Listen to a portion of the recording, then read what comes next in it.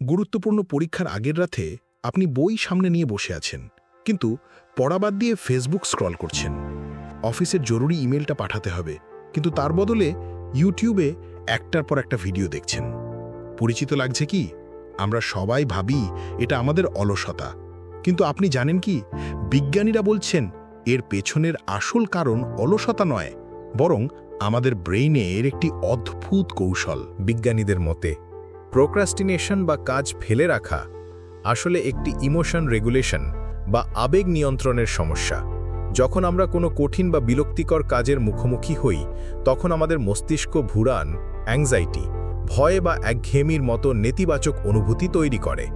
এই খারাপ অনুভূতি থেকে তাৎক্ষণিক মুক্তি পেতে আমাদের মস্তিষ্ক একটি সহজ পথ বেছে নেয়: কাজটি এড়িয়ে যাওয়া এবং আনন্দদায়ক কিছু করা।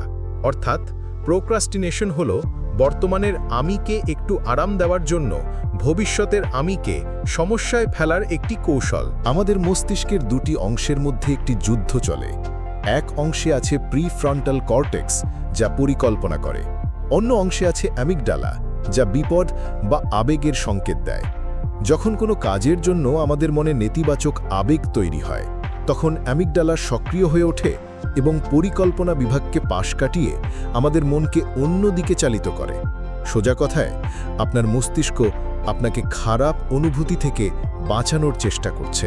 তাহলে এই চক্র থেকে বের হওয়ার উপায় কি? যেহেতু সমস্যাটা আবেগের, সমাধানও সেখানেই লুকিয়ে আছে। এখানে 3টি বৈজ্ঞানিকভাবে প্রমাণিত কৌশল দেওয়া হলো। দ্য 2-মিনিট রুল। নিজেকে বলুন, আমি শুধু 2 মিনিটের জন্য কাজটি করব। যে কোনো কাজ শুরু করাই সবচেয়ে কঠিন অংশ।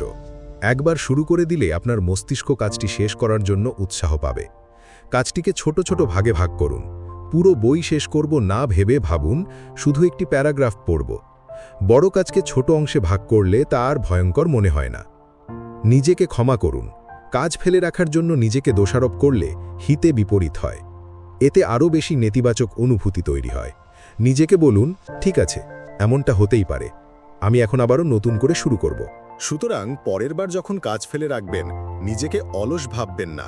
মনে রাখবেন, এটি আপনার মস্তিষ্কের একটি স্বাভাবিক প্রতিক্রিয়া।